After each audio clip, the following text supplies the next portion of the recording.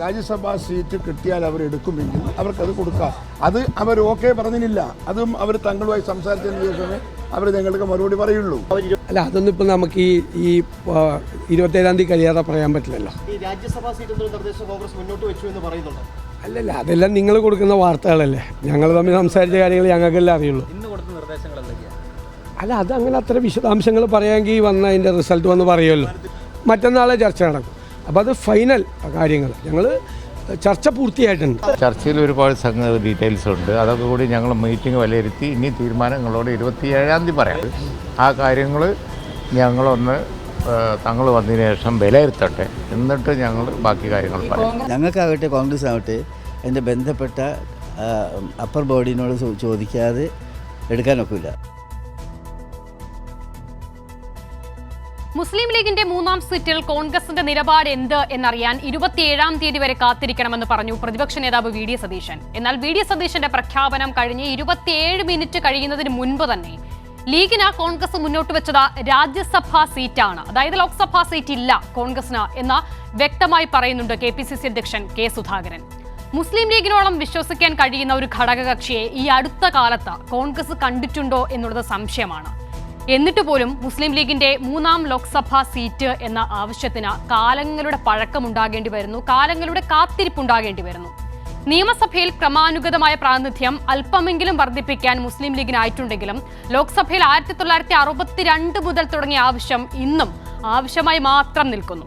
ഏറ്റവും നിർണായക ഘട്ടത്തിൽ മുസ്ലിം ലീഗിന്റെ 3-ാം സീറ്റ് ആവശ്യം എത്തി നിൽക്കെ ഇത്തവണയും സീറ്റില്ല എന്ന സൂചന നൽകുമ്പോൾ ഇനി എന്താകും മുസ്ലിം ലീഗിന്റെ നേതൃത്വത്തിന്റെ നീക്കം എന്നുള്ളതാണ് കേരളം, ഒരുപക്ഷെ ഇന്ത്യയുടെ രാഷ്ട്രീയം തന്നെ ഉറ്റുനോക്കുന്നത്. 27-ാം തീയതി മുസ്ലിം ലീഗും നിർണായക യോഗം ചേരുന്നുണ്ട്. ഇതിനു മുൻപ് ഒറ്റയ്ക്ക് മത്സരിക്കാൻ പോലും പ്രാപ്തരാണ് തങ്ങൾ എന്ന് തെളിയിച്ച മുസ്ലിം ലീഗ് വീണ്ടും അങ്ങനെയൊരു രാഷ്ട്രീയ നീക്കത്തിലേക്ക് ഇറങ്ങി പുറപ്പെടുമോ എന്നുള്ളതാണ് ഏറ്റവും ആകാംക്ഷയോടെ ഉറ്റുനോക്കുന്നത്. അതോ കോൺഗ്രസിന് പൂർണ്ണമായും വഴങ്ങുമോ? ഇതിനു മുൻപുള്ള സന്ദർഭങ്ങളിൽ, സമയങ്ങളിൽ ഈ കേരള രാഷ്ട്രീയ ചരിത്രത്തിൽ കണ്ടതുപോലെ. എന്തായാലും മുസ്ലിം ലീഗിന്റെ നീക്കം എന്താകും എന്നുള്ളതാണ് നമ്മൾ പരിശോധിക്കുന്നത്. അങ്ങനെ മുസ്ലിം ലീഗ് നേതൃത്വം വഴങ്ങിയാൽ അണികളെ ഏത് നിലയിൽ മുസ്ലിം ലീഗ് തൃപ്തിപ്പെടുത്തും എന്ന് ന്യൂസ് ആൻഡ് വ്യൂസ് ഇന്ന് ചർച്ച ചെയ്യുന്നു. അതിഥികളായി ശ്രീ VPP മുസ്തഫ CPIM-ൽ നിന്നും, സേനാപതി വേണു കോൺഗ്രസ് നേതാവ്, M ജയചന്ദ്രൻ മാധ്യമപ്രവർത്തകൻ, ഒ അബ്ദുള്ള മാധ്യമപ്രവർത്തകൻ എന്നിവരാണ് ചർച്ചയിൽ പങ്കെടുക്കുന്നത്. ആദ്യം ശ്രീ സേനാപതി വേണുവിലേക്ക്. സേനാപതി, 3-ാം സീറ്റ് ഇല്ല എന്ന് KPCC അധ്യക്ഷൻ ഏറെക്കുറെ ഉറപ്പിച്ചു പറഞ്ഞു.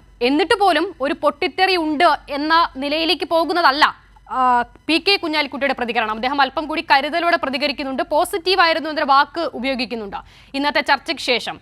അങ്ങനെയാണ് കാര്യമെങ്കിൽ മുസ്ലിം ലീഗിനെ മെരുക്കാൻ കോൺഗ്രസിനായോ? ലീഗ് സൃഷ്ടിച്ച പത്മവ്യൂഹത്തിൽ നിന്നും കോൺഗ്രസ് പുറത്തു കടന്നു?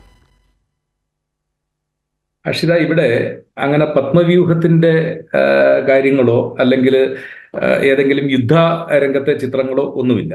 ഇവിടെ UDF-ലെ ഏറ്റവും പ്രധാനപ്പെട്ട ഘടകകക്ഷി, കോൺഗ്രസ് കഴിഞ്ഞാൽ ഏറ്റവും പ്രധാനപ്പെട്ട ഘടകകക്ഷിയാണ് മുസ്ലിം ലീഗ്.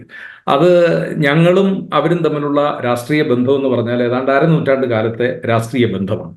പിന്നെ ഒരു തെരഞ്ഞെടുപ്പിൽ ഒരു രാഷ്ട്രീയ പാർട്ടി സ്വാഭാവികമായും അവർക്ക് മത്സരിക്കാൻ ഒരു സീറ്റ് കൂടുതൽ ചോദിക്കുന്നത് അത് സ്വാഭാവികമായി ഒരു തെരഞ്ഞെടുപ്പിൽ അവരുടെ ഒരു അവകാശത്തിന്റെ ഭാഗമാണ്. എന്നതുകൊണ്ട് അവര് 3 സീറ്റ് അവർക്ക് വേണമല്ല എങ്കിൽ ഞങ്ങൾ ഒറ്റയ്ക്ക് മത്സരിക്കും എന്നൊക്കെ അത് മാധ്യമങ്ങളിൽ വരുന്ന ഒരു വാർത്തയാണ്. അങ്ങനെ ഒരു കാര്യത്തെക്കുറിച്ച് ഔപചാരികമായി മുസ്ലിം ലീഗിന്റെ ഒരു നേതാക്കളോ ആരും പറഞ്ഞിട്ടില്ല. അപ്പോൾ ഇപ്പോൾ KPCC പ്രസിഡന്റ് പറഞ്ഞതും പ്രതിപക്ഷ നേതാവ് പറഞ്ഞതും ചർച്ച ഇപ്പോഴും തുടരുന്നേ ഉള്ളൂ. 27-ാം തീയതി മുസ്ലിം ലീഗിന്റെ നിലപാട് പറയും. കോൺഗ്രസ് അങ്ങനെ ആയിക്കോട്ടെ. നോക്കൂ, ഇപ്പോൾ താങ്കൾ പോലും ആദ്യഘട്ടത്തിൽ തന്നെ മാധ്യമങ്ങളുടെ തലയിൽ പഴിചാരാനാണ് ശ്രമിക്കുന്നത്. ഇന്നിപ്പോൾ ഈ യോഗത്തിന് ശേഷം ആദ്യത്തെ പ്രതികരണം പ്രതിപക്ഷ നേതാവിൻ്റെതാണ്, കോൺഗ്രസിൽ നിന്നും വരുന്നത്.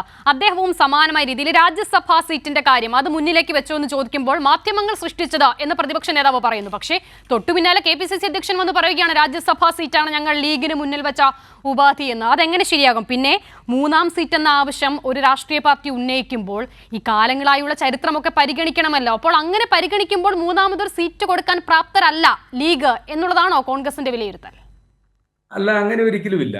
അത് ഇപ്പോൾ നിങ്ങൾ മുസ്ലിം ലീഗിനെ കുറിച്ച് ഒരു ചർച്ച നടത്തുന്നു. ആ ചർച്ച എപ്പോഴും ജനാധിപത്യത്തിൽ ചർച്ച നല്ലതാണ്. ആ കാര്യത്തെക്കുറിച്ചൊന്നും നമുക്ക് അഭിപ്രായ വ്യത്യാസമില്ല.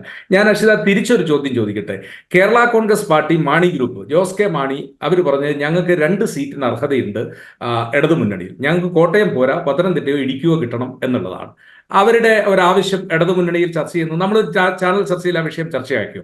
ഇവിടെ സലിം മടവൂര് കഴിഞ്ഞ ദിവസം വേറൊരു ചാനൽ ചർച്ചയിൽ പങ്കെടുത്തപ്പോൾ അദ്ദേഹം, ഞാൻ കൂടി ഇരുന്നൊരു വേദിയിൽ പറഞ്ഞ, ഞങ്ങൾ 45 വർഷമായി സോഷ്യലിസ്റ്റുകൾ കേരളത്തിൽ പാർലമെന്റ് തെരഞ്ഞെടുപ്പിൽ മത്സരിക്കുന്നു.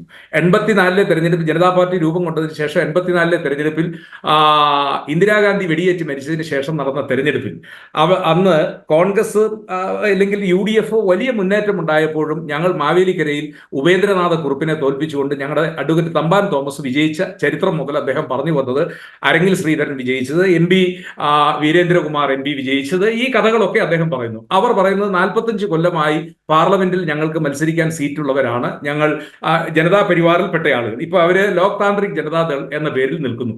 അവരുടെ ഒരു ആവശ്യത്തെ പോലും ഇടതുമുന്നണി പരിഗണിച്ചില്ല. അവരെയൊക്കെ നിഷ്കരണം തള്ളിക്കളഞ്ഞിരിക്കുകയാണ്. അപ്പൊ ഞാൻ പറഞ്ഞത്, നമ്മൾ ഈ മുസ്ലിം ലീഗിനെ മാത്രം ചർച്ച ചെയ്തുകൊണ്ട് കാര്യമില്ല.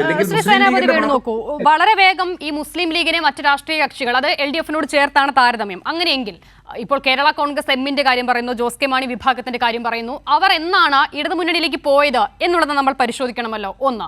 2, ലോക്സഭയിലും നിയമസഭയിലും പഞ്ചായത്ത് തെരഞ്ഞെടുപ്പുകളിലും അടക്കം ആ കക്ഷിയുടെ സീറ്റ് നിലയും വോട്ട് നിലയും അനുസരിച്ച് ഏത് തരത്തിലുള്ള പ്രാതിനിധ്യമാണ് അവർക്ക് ഇടതുമുന്നണിയിൽ കിട്ടുന്നത് എന്നുള്ളത് പരിശോധിക്കണമല്ലോ. അങ്ങനെ തുലനം ചെയ്യാവുന്ന 2 പാർട്ടികളാണോ നിങ്ങളെ സംബന്ധിച്ചിടത്തോളം? അപ്പോൾ മുൻപ് ജോസ് കെ മാണി വിഭാഗം അല്ലെങ്കിൽ കേരള കോൺഗ്രസ് പിളർപ്പിന് മുൻപ് നിങ്ങൾക്കൊപ്പമായിരുന്നല്ലോ. അപ്പോൾ അങ്ങനെയാണോ നിങ്ങൾ അതിനെ താരതമ്യം ചെയ്യുന്നത്? ശ്രീ സേനാപതി വേണു, നോക്കൂ, ഇപ്പോൾ ഏറ്റവും ഒടുവിൽ കഴിഞ്ഞ ദിവസം നടന്ന തദ്ദേശ തെരഞ്ഞെടുപ്പിൽ UDF നേടിയ 10 സീറ്റിൽ 6 മുസ്ലിം ലീഗാണ്.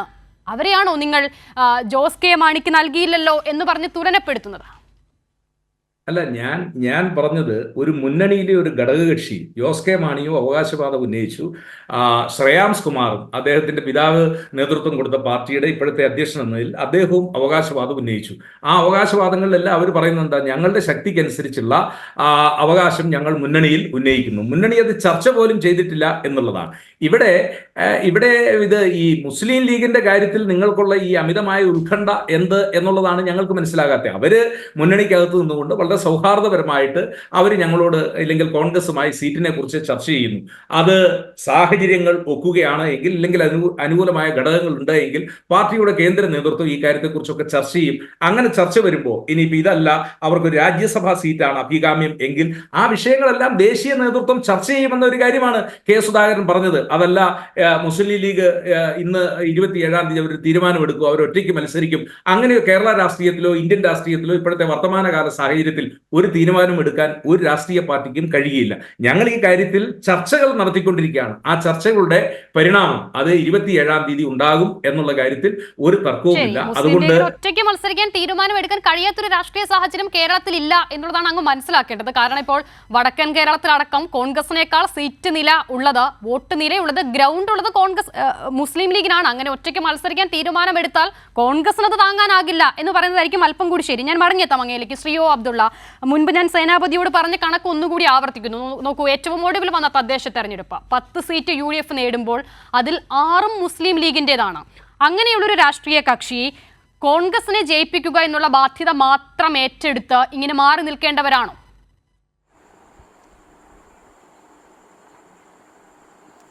ഒരിക്കലുമല്ല.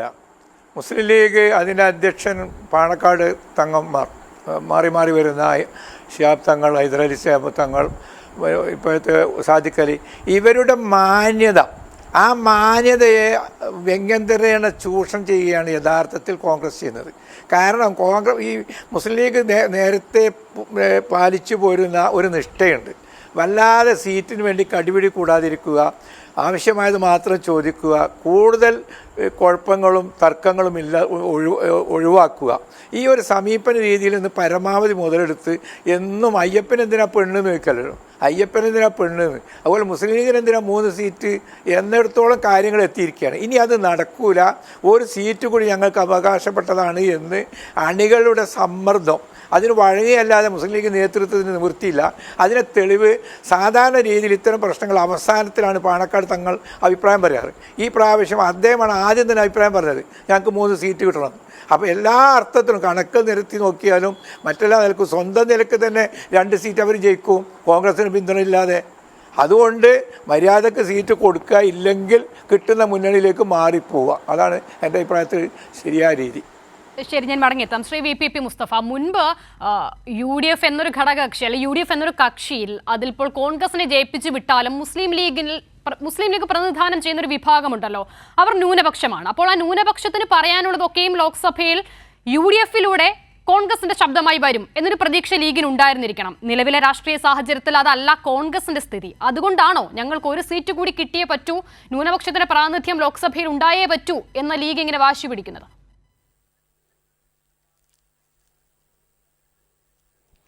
തീർച്ചയായിട്ടും ലീഗ് അങ്ങനെ വളരെ ഗൗരവമായിട്ട് ഈ 3-ാം സീറ്റിന് വേണ്ടി അവകാശവാദം ഉന്നയിക്കുന്നത് കേവലം അവരുടെ എന്തെങ്കിലും ആശയപരമായ ഒരു പ്രത്യയശാസ്ത്രത്തിൻ്റെ നിലപാടിൻ്റെ അടിസ്ഥാനത്തിലാണെന്ന് തോന്നുന്നില്ല. കാരണം നമുക്കറിയാമല്ലോ, ഈ കഴിഞ്ഞ 10 വർഷത്തിനിടയിൽ മോഡി ഗവൺമെൻറ്റിൻ്റെ കാലത്ത് ഇന്ത്യയിലെ മതന്യൂനപക്ഷങ്ങൾ നേരിടുന്ന വിവിധ നിയമനിർമ്മാണങ്ങളിൽ വിവിധ വിഷയങ്ങൾ ഉയർന്നു വന്നപ്പോൾ നിലവിലുള്ള ലീഗ് MP-മാർ തന്നെ കോൺഗ്രസിൻ്റെ MP-മാരോടൊപ്പം നിന്ന് എന്ത് നിലപാട് സ്വീകരിച്ചതാണ് എന്ന് നമ്മൾ കണ്ടിട്ടുണ്ട്. അതുകൊണ്ട് ലീഗിന് വേണ്ടി ഒരാൾ കൂടുതൽ വന്നതുകൊണ്ട് ഭാരതത്തിലെ മതന്യൂനപക്ഷങ്ങളുടെ എന്തെങ്കിലും ശബ്ദങ്ങൾ, അവരുടെ എന്തെങ്കിലും പ്രശ്നങ്ങളാകെ ലോക്സഭയിൽ വരും എന്ന അമിതമായൊരു വ്യാമോഹം നമ്മൾ വെച്ച് പുലർത്തരുത്. പക്ഷേ ഇവിടെ പ്രശ്നം എന്താ? ശ്രീ സേനാപതി വേണു പറഞ്ഞതുപോലെ ഞങ്ങൾ ആരെങ്കിലും ലീഗിനെ നിർബന്ധിച്ചു വിട്ടതാണോ? ഇവിടെ ലീഗിൻ്റെ നേതാക്കൾ ശ്രീ അബ്ദുള്ള സൂചിപ്പിച്ചു, ലീഗിൻ്റെ സംസ്ഥാന പ്രസിഡന്റ് പരസ്യവേദിയിലാണ് പറയുന്നത്. UDFിൻ്റെ മുന്നണി ചർച്ചയിലോ കോൺഗ്രസും ലീഗും തമ്മിലുള്ള ഉഭയകക്ഷി ചർച്ചയിലോ അല്ല, പരസ്യവേദിയിലാണ് പറയുന്നത് ലീഗിന് 3-ാം സീറ്റ് വേണം. ലീഗിൻ്റെ എല്ലാ നേതാക്കളും അത് പറയുന്നു. PK കുഞ്ഞാലിക്കുട്ടി ഉൾപ്പെടെ എല്ലാ നേതാക്കളും പറയുന്നു ലീഗിന്. എവിടെയാണ് പറയുന്നത്? പൊതുവേദികളിലാണ്, മാധ്യമപ്രവർത്തകരോടാണ് പറയുന്നത്, അവരുടെ പാർട്ടി പൊതുയോഗങ്ങളിലാണ് പറയുന്നത്. ഇത് അംഗീകരിച്ചു കൊടുക്കുകയാണ് കോൺഗ്രസ് നേതാക്കൾ. ലീഗിന് അങ്ങനെ ആവശ്യപ്പെടാൻ അവകാശമുണ്ട്. 3-ാം സീറ്റ് ഇന്നലെ AICCയുടെ ജനറൽ സെക്രട്ടറി KC വേണുഗോപാൽ ഉൾപ്പെടെ ആലപ്പുഴയിൽ പറഞ്ഞല്ലോ, ലീഗ് അങ്ങനെ ആവശ്യപ്പെടുന്നതിൽ എന്താണ് തെറ്റ്? അപ്പം നിങ്ങളിത് പൊതുവേദിയിൽ ചർച്ചയാക്കി വിട്ടു. ലീഗിൻ്റെ 3-ാം സീറ്റ് കോൺഗ്രസും ലീഗും കൂടി അതിൻ്റെ നേതാക്കളാണ് പൊതുസമൂഹത്തിൽ ചർച്ചയാക്കി അവതരിപ്പിച്ചത്. അങ്ങനെ പൊതുസമൂഹത്തിൽ നിങ്ങൾ ചർച്ചയാക്കി അവതരിപ്പിച്ചാൽ അതിനെക്കുറിച്ച് മറ്റുള്ളവർ അഭിപ്രായം പറയുന്നതിൽ പിന്നെ എന്താ തകരാറുള്ളത്? ശ്രേയാംസ് കുമാർ പൊതുവേദിയിൽ പറഞ്ഞിട്ടില്ല, ജോസ് കെ മാണി പൊതുവേദിയിൽ പറഞ്ഞിട്ടില്ല. ഇടതുപക്ഷ ജനാധിപത്യ മുന്നണിയുടെ സീറ്റ് വിഭജനത്തിന് വേണ്ടിയിട്ടുള്ള യോഗം നേരത്തെ നടന്നത് അംഗീകരിച്ചു. ആ യോഗത്തിൽ അവർ ചർച്ച ചെയ്തിട്ടുണ്ടാകാം. നമ്മളോട് ആരോടും അവർ പറഞ്ഞിട്ടില്ല ഞങ്ങളിങ്ങനെ ചർച്ച ചെയ്തിട്ടുണ്ട് എന്ന്. അപ്പോൾ അവിടെ ഒരു ഘടകകക്ഷിയുടെ യോഗത്തിൽ ഒരു മുന്നണിയുടെ യോഗത്തിൽ നടന്ന ചർച്ചയാണത്, അല്ലാതെ പൊതുസമൂഹത്തിൻ്റെ മുന്നിൽ അവരാകെ വന്നിട്ടില്ല. LDFിലാണെങ്കിൽ സീറ്റ് വിഭജനം പൂർത്തീകരിച്ചിട്ട് സേനാപതി വേണു എത്ര ദിവസങ്ങളായി? അതിനുശേഷം എന്തെങ്കിലും പൊട്ടലും ചീറ്റലും ഉണ്ടായോ? എന്തെങ്കിലും തരത്തിലുള്ള അവകാശവാദങ്ങളോ പ്രശ്നങ്ങളോ ഉണ്ടായോ? ഇല്ലല്ലോ. അപ്പോൾ ഇടതുപക്ഷ ജനാധിപത്യ മുന്നണിയിൽ എന്തോ ഘടകകക്ഷികളെ പരിഗണിച്ചിട്ടില്ല എന്ന് വരുത്തി തീർക്കാൻ ശ്രമിക്കുന്നത് അങ്ങേയറ്റം അപഹാസ്യമായ നിലപാടാണ്. ഈ പറഞ്ഞ നോക്കൂ, അസംതൃപ്തരായവരാരുമില്ല ഇടതുപക്ഷ ജനാധിപത്യ മുന്നണിയിൽ എന്നുള്ളതാണ് ഏറ്റവും പ്രധാനപ്പെട്ട കാര്യം. ഒരു പരസ്യ സ്വരങ്ങളും നമ്മൾ കേട്ടിട്ടില്ല സീറ്റ് വിഭജനവുമായി ബന്ധപ്പെട്ട്. എന്ന് മാത്രമല്ല, ഒരു ശക്തമായ ഗ്രൗണ്ട് വർക്കിൽ അവർ പ്രചരണം തുടങ്ങിക്കഴിഞ്ഞിട്ടുണ്ട്. സേനാപതി വേണു, കോൺഗ്രസിൽ സീറ്റ് വിഭജന ചർച്ചകൾ പോലും പൂർത്തീകരിക്കാനായിട്ടുമില്ല. എന്നോടാണോ ചോദ്യം? അതെ, സേനാപതി. ശ്രീ VPP മുസ്തഫ പറഞ്ഞതിന്റെ മറുപടി താങ്കളാണല്ലോ. ഞാൻ പറയട്ടെ, VPP മുസ്തഫ പറഞ്ഞതിൽ ഒരു വസ്തുതാപരമായ പിശകുണ്ട്. ജോസ് കെ മാണിയും പരസ്യമായിട്ടാണ് പറഞ്ഞത്, ശ്രേയാംസ് കുമാറും പരസ്യമായിട്ടാണ് പറഞ്ഞത് ഞങ്ങൾക്ക് സീറ്റ് വേണം. ശ്രേയാംസ് കുമാറിന്റെ പാർട്ടിയിലെ ശ്രേയാംസ് കുമാർ ഉൾപ്പെടെയുള്ള പല നേതാക്കളും പരസ്യമായി തന്നെ പറഞ്ഞു കഴിഞ്ഞിരിക്കുന്നു, ഞങ്ങളെ അവഗണിച്ചിരിക്കുന്നു, ഞങ്ങളുടെ ശക്തി എന്താണ് എന്നുള്ളത് ഇടതുപക്ഷം തിരിച്ചറിഞ്ഞില്ല. അവർ പറഞ്ഞ വാക്കാണ് ഞാനിവിടെ ആവർത്തിച്ചത്. 43 കൊല്ലമായി കേരളത്തിൽ സോഷ്യലിസ്റ്റുകൾ പാർലമെന്റ് തെരഞ്ഞെടുപ്പിൽ മത്സരിക്കുന്നു. അവർ ജനതാ പാർട്ടിയുടെ രൂപീകരണം മുതൽ ഇപ്പോൾ ഉള്ള ഇവരുടെ ഈ പല ഘടകങ്ങൾ, അത് ദേവഗൌഡയോടൊപ്പം ഇടതുപക്ഷത്താണോ നിൽക്കുന്നത്, BJPയോടൊപ്പമാണോ നിൽക്കുന്നത് എന്ന് ഇപ്പോൾ സംശയമുള്ള കേരളത്തിലെ നേതാക്കന്മാർ ഉൾപ്പെടെയുള്ള ആളുകൾ അവര് 43 കൊല്ലക്കാലമായി ഞങ്ങൾ ഞങ്ങൾ പാർലമെന്റിൽ ഞങ്ങൾക്ക് മത്സരിക്കാൻ സീറ്റുകൾ ഉള്ളതാണ്, ഞങ്ങളുടെ എംപിമാര് ജയിച്ചവരുടെ കഥയും ഒക്കെ പറഞ്ഞുകൊണ്ടാണ് അവർ പറയുന്നത്. അപ്പൊ അവർ പരസ്യമായി പറഞ്ഞില്ല എന്നുള്ളത് ശരിയല്ല. ഒന്ന്.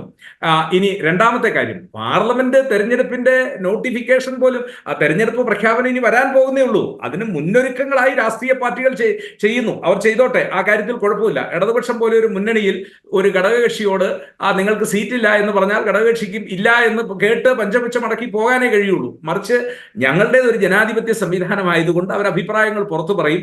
ആ അഭിപ്രായങ്ങൾ പുറത്തു പറയുന്നതിനെയൊക്കെ അതിന്റെ എന്താ പറയുക, ക്രോഡീകരിച്ചുകൊണ്ട് അവസാനമായി അത് ഒരു അന്തിമ തീരുമാനത്തിലേക്ക് ഞങ്ങൾ എത്തും. അങ്ങനെ പറയുന്ന അഭിപ്രായങ്ങൾ അവർ പറയുന്നത് മുഖവിലേക്ക് എടുക്കാൻ കഴിയാത്തത് കൊണ്ടാണ് രാജ്യത്ത് ഇന്ന് കോൺഗ്രസ് എന്ന് പറയുന്ന പാർട്ടി ഈ നിലയിലേക്ക് എത്തിയത് എന്നുള്ളത് കൂടിയുണ്ട്. ശ്രീ എം ജയചന്ദ്രൻ, നോക്കൂ, വയനാട് ലോക്സഭാ മണ്ഡലം എന്ന് നമ്മൾ പറയുമ്പോൾ പോലും വയനാട് ജില്ലയിലെ 3 നിയമസഭാ മണ്ഡലങ്ങൾ, കോഴിക്കോട് 1, മലപ്പുറം 3, അങ്ങനെയാണ് ആ മണ്ഡലത്തിന്റെ ഒരു ഘടന. ഏകദേശം 45% മുസ്ലിം വോട്ടുണ്ട് അവിടെ. 40% എന്തായാലും ഉണ്ട്. അതുകൊണ്ട് തന്നെയാകണം രാഹുൽ ഗാന്ധി ഇല്ലെങ്കിൽ പിന്നീട് പരിഗണിക്കുന്ന പേരുകൾ MM ഹസൻ, ഷാനിമോൾ ഉസ്മാൻ, എന്തിന് നമ്മുടെ ഷമാ മുഹമ്മദിന്റെ പേര് പോലും കേൾക്കുന്നുണ്ട്. ഇതിന് മുൻപുണ്ടായിരുന്നത് ഷാനവാസ്. അപ്പോൾ ആ മണ്ഡലത്തിന്റെ ഒരു കമ്മ്യൂണിറ്റി പൊളിറ്റിക്സ് കോൺഗ്രസിന് UDF നന്നായി അറിയാം. എന്നിരുന്നിട്ട് കൂടി ആ സീറ്റ് മുസ്ലിം ലീഗിന് നൽകാൻ ആവശ്യപ്പെട്ടിട്ട് പോലും സാധിക്കുന്നില്ല. അതെന്തുകൊണ്ടായിരിക്കും?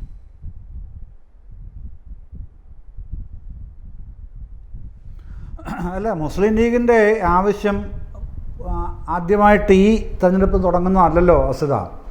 ഇത് ഏറെക്കാലമായി നമ്മൾ ഈ തെരഞ്ഞെടുപ്പുകളൊക്കെ വരുമ്പോൾ കേട്ടുകൊണ്ടിരിക്കുന്ന ഒരു പതിവ് രാഷ്ട്രീയ ആവശ്യമാണല്ലോ മുസ്ലിം ലീഗിൻ്റെ ഭാഗത്തു നിന്ന് ഉണ്ടാവുന്നത്. പക്ഷേ എന്താണ് നടക്കാത്തത്? ഇപ്പോൾ എൻ്റെ പ്രിയപ്പെട്ട സുഹൃത്ത് ശ്രീ സേനാപതി വേണു പറഞ്ഞത് LDFിലെ ചില ഘടകകക്ഷികളുടെ അവകാശവാദമാണ്. ശ്രീ സേനാപതി, താങ്കളത് പറയുന്നതിനോട് അത് പറയുമ്പോൾ ചേർത്ത് വായിക്കേണ്ട ഒരൊറ്റ കാര്യമേ ഞാൻ പറയുന്നുള്ളൂ. CPM 15 സീറ്റിൽ മത്സരിക്കുന്നു. 4 സീറ്റിൽ മത്സരിക്കുന്നത് ഘടകകക്ഷിയ CPI ആണ്. പിന്നെ അടുത്തൊരു സീറ്റിൽ മത്സരിക്കുന്നത് കേരള കോൺഗ്രസ് ആണ്. തിരിച്ച് UDFൻ്റെ 20 സീറ്റിൽ ആരൊക്കെയാണ് മത്സരിക്കുന്നത്? എത്ര സീറ്റിലാണ് കോൺഗ്രസ് മത്സരിക്കുന്നത്? എത്ര സീറ്റിലാണ് ലീഗ് മത്സരിക്കുന്നത്? എത്ര സീറ്റിലാണ് ജോസഫ് ഗ്രൂപ്പ് മത്സരിക്കുന്നത്? ഇത് മാത്രം നോക്കിയാൽ പോരെ. എവിടെയാണ് പിന്നെ ഡിസ്പാരിറ്റി ഉള്ളത്? ഒരു പ്രാതിനിധ്യ സ്വഭാവം പോലും കൊടുക്കാൻ തയ്യാറാവാത്ത എവിടെയാണ്? അത് ഒറ്റ നോട്ടത്തിൽ വ്യക്തമല്ലേ UDFിലാണെന്നുള്ളത്. അതുകൊണ്ട് തന്നെ ലീഗിൻ്റെ ആ അവകാശവാദത്തിന് തീർച്ചയായും പ്രസക്തമായ അവകാശവാദം തന്നെയാണ് അത് എന്നുള്ള കാര്യത്തിൽ ഒരു കോൺഗ്രസ് നേതാവിന് നിഷേധിക്കാൻ കഴിയാത്തതുകൊണ്ടാണല്ലോ AICCയുടെ സംഘടനാകാര്യ ജനറൽ സെക്രട്ടറി അടക്കം ആ നിലപാടിനെ അക്നോളജ് ചെയ്യേണ്ടി വരുന്നത്. അദ്ദേഹം പറഞ്ഞത് അത് ശരിയാണ്, പക്ഷേ മുന്നണി ബന്ധമാകുമ്പോഴത്തേക്ക് ചില വിട്ടുവീഴ്ചകൾ വേണ്ടി വരും. എത്ര കാലം, എത്രത്തോളം, ആരോടൊക്കെ? ഇതാണ് ചോദ്യം ലീഗ് നേരിടുന്നത്. ആ ചോദ്യം നേരിടുമ്പോൾ അസിത വേറൊരു കാര്യം കൂടിയുണ്ട്. അതൊരു കാലത്തിൻ്റെ കാവ്യനീതി കൂടെയാണെന്ന് കണ്ടുകൊണ്ട് ഞാൻ പറയുകയാണ്.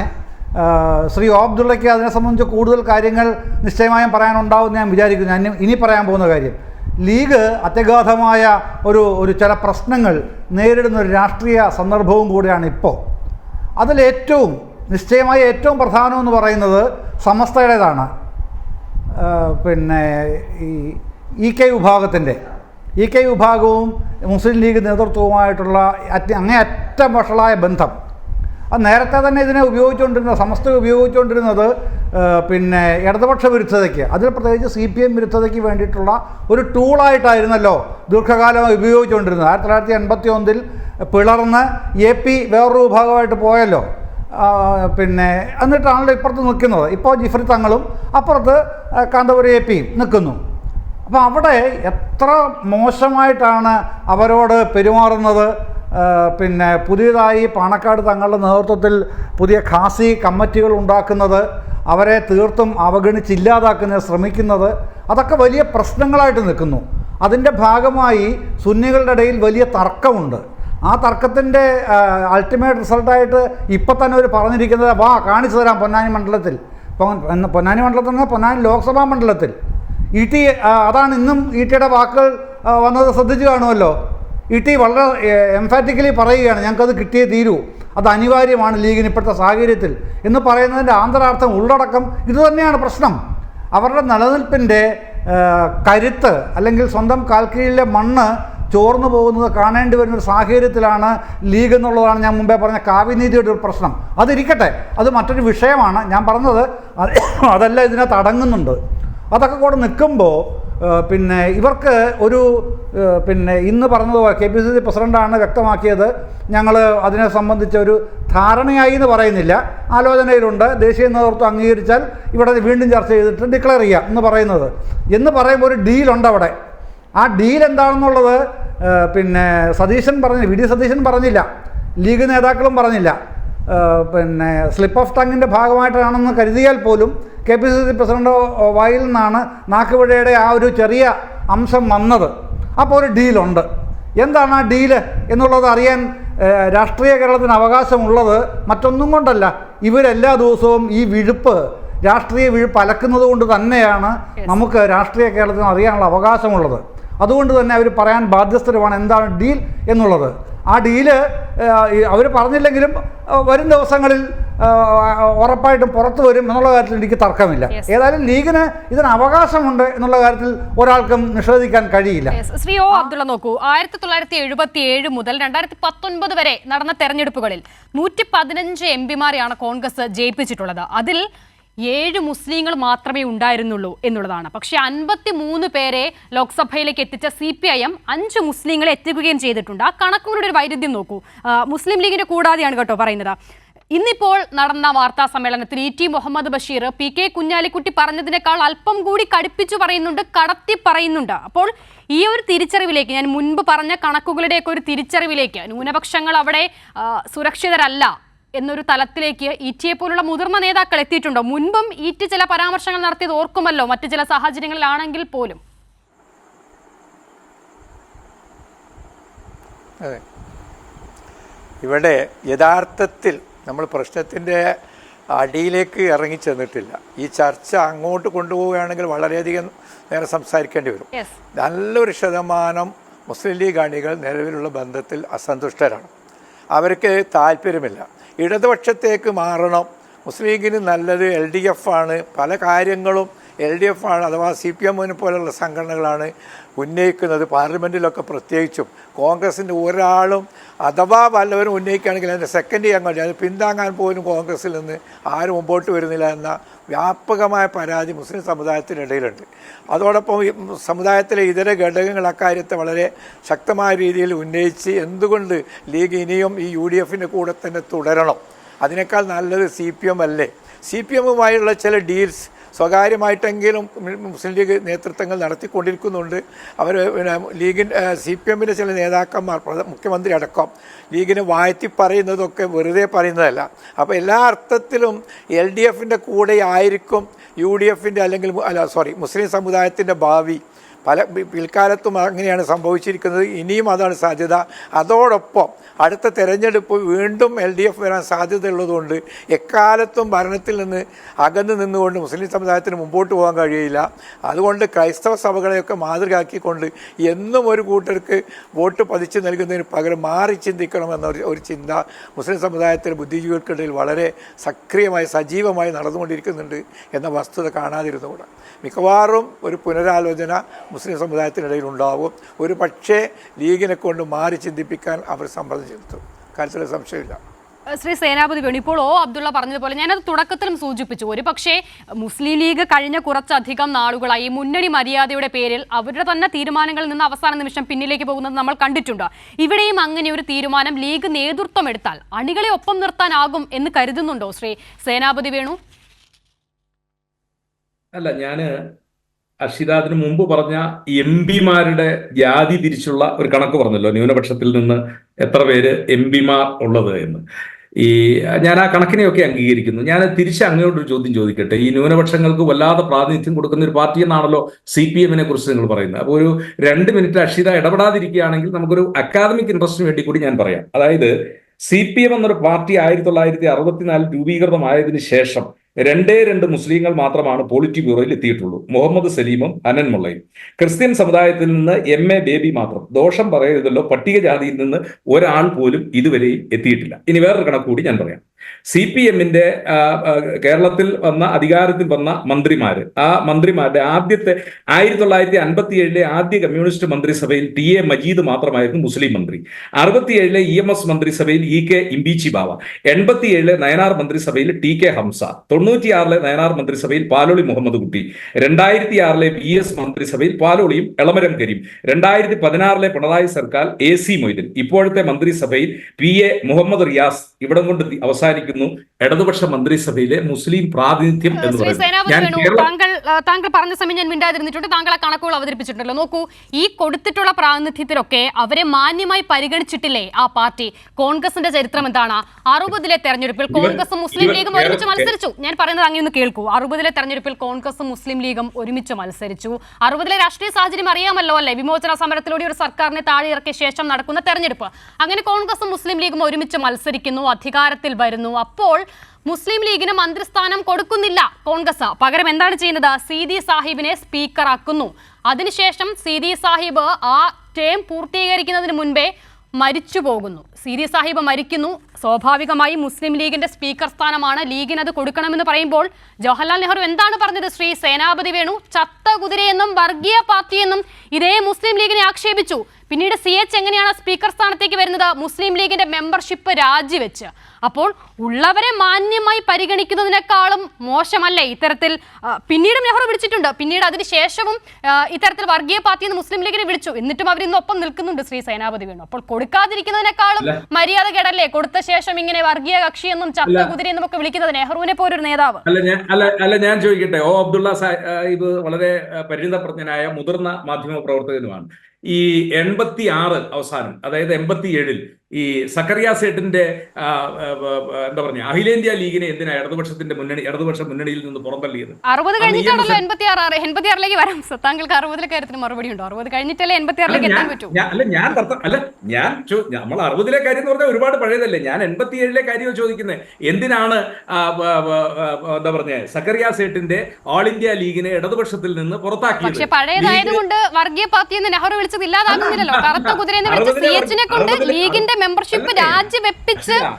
ഓർക്കണം, ശ്രീ സേനാപതി വേണം ഓർത്തു നോക്കൂ. CH സ്പീക്കർ സ്ഥാനത്തേക്ക് എത്താൻ ലീഗിന്റെ മെമ്പർഷിപ്പ് രാജിവെക്കേണ്ടി വരികയാണ്. പിന്നീട് AK ആന്റണി എങ്ങനെയാണ് രാജ്യസഭയിലേക്ക് എത്തുന്നത്? മുസ്ലിം ലീഗിന്റെ സീറ്റിലൂടെ. ആ കഷ്ടമെന്നല്ലാതെ എന്ത് പറയാൻ?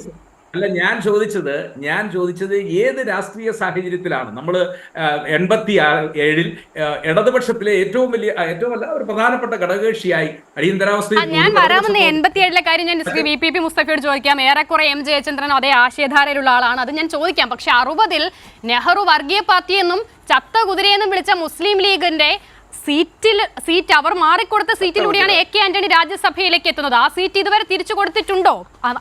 അത്തവണ മാത്രമല്ല, നിയമസഭയിൽ AK ആന്റണി അന്ന് മത്സരിച്ചത് എങ്ങനെയാണ്? അതും ലീഗ് സീറ്റ് അത് അവരായിട്ട് വിട്ടുകൊടുക്കുകയായിരുന്നു. കഷ്ടമല്ലേ ശ്രീ സേനാപതി വേണു?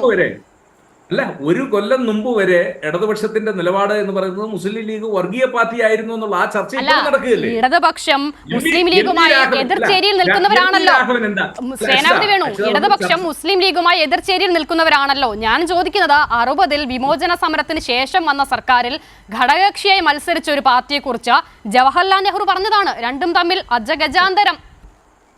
അല്ല, ഞാൻ ചോദിക്കുന്നത് MV രാഘവനെ പോലെ എന്താ പറഞ്ഞ തീവ്ര മാർക്സിസ്റ്റുകാരൻ, അദ്ദേഹം എന്തുകൊണ്ടാണ് CPM എന്ന് പറയുന്ന പാർട്ടിയിൽ നിന്ന് പുറത്തു പോവുകയോ അല്ലെങ്കിൽ പുറത്താകാനുള്ള സാഹചര്യം എന്ത് സാഹചര്യത്തെ മുന്നിൽ നിർത്തിക്കൊണ്ടാണ്? അത് മുസ്ലിം ലീഗുമായിട്ടുള്ളൊരു ചർച്ചയാണ്, മുസ്ലിം ലീഗുമായി ബന്ധപ്പെട്ട ഒരു ചർച്ചയാണ്. അപ്പോൾ ഞാൻ പറഞ്ഞത്, ഇടതുപക്ഷം ഇപ്പോൾ ഈ വാദഗതികളുമായി ഉയർത്തിക്കൊണ്ട് വന്നിരിക്കുന്നത് എന്ന് പറയുന്നത് അത് വേറെ ചില ഉദ്ദേശങ്ങളുണ്ട്.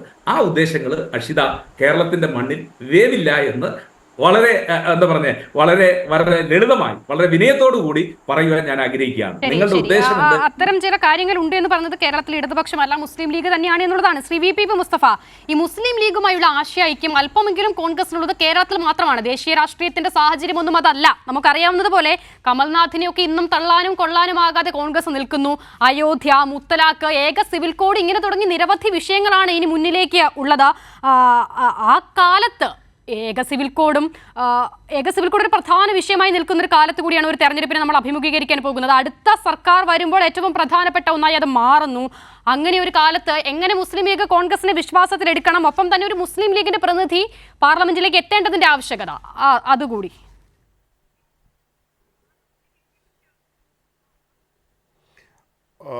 മൈ ഡിയർ സേനാപതി, ഞാൻ സ്നേഹത്തോടു കൂടിയാണ് താങ്കളെ മൈ ഡിയർ എന്ന് വിളിക്കുന്നത്. താങ്കളുടെ പ്രസിഡന്റ് താങ്കളുടെ പ്രതിപക്ഷ നേതാവിനെ വിളിച്ചതുപോലെ.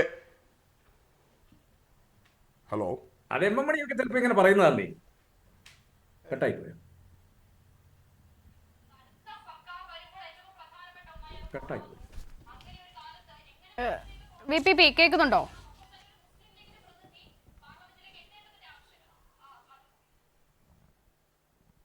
ഹലോ, ശരി, ഞാൻ VPയിലേക്ക് വരാം. ഞാൻ ആ ചോദ്യം ശ്രീ എം ജയചന്ദ്രനിലേക്ക് മാറ്റുകയാണ്. ശ്രീ എം ജയചന്ദ്രൻ, ഇപ്പോൾ കോഴിക്കോട് അടക്കം മുസ്ലിം ലീഗിന് പ്രാതിനിധ്യമുണ്ട്. അവിടെ വോട്ടിന്റെ എണ്ണത്തിലും കക്ഷി നിലയിലും ഒക്കെ ആ നിലയിലുള്ള സ്വാധീനമുണ്ട്. മാത്രമല്ല കാസർഗോഡ് കോൺഗ്രസിനേക്കാൾ വലിയ സ്വാധീനമാണ് മുസ്ലിം ലീഗ് എന്നുള്ളത്. നമ്മൾ പലപ്പോഴും മുസ്ലിം ലീഗിന്റെ ചർച്ചകളിൽ മലബാർ കേന്ദ്രീകരിച്ച് ഒതുക്കുമ്പോൾ മലബാറിന് പുറത്തേക്ക് മുസ്ലിം ലീഗിന്റെ സ്വാധീനം കാണാതെ പോകുന്നുണ്ട്. ഒരുപക്ഷെ ലീഗിന്റെ ഇത്തരം ആവശ്യങ്ങൾ അത്തരം ചർച്ചകളിലേക്ക് കൂടി എത്തിക്കുന്നുണ്ടോ ശ്രീ എം ജയചന്ദ്രൻ?